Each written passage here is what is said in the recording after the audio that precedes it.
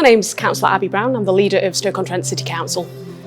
Potholes, sadly, are an everyday occurrence for a local authority to have to deal with.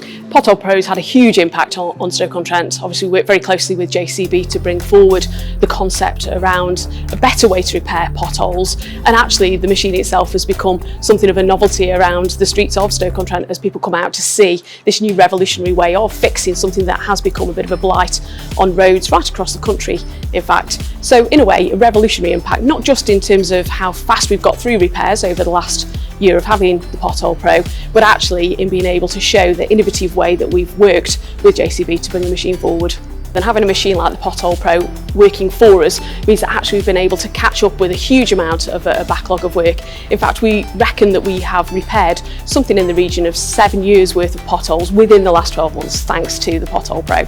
We've been absolutely delighted with the efficiency that the JCB Pothole Pro has provided for us. Not only is it a fantastic looking machine that's managed to really help us get a real grip in terms of highways maintenance, but actually in terms of value for money, really pleased with the outcome of having it on the roads of Stoke-on-Trent for the last 12 months.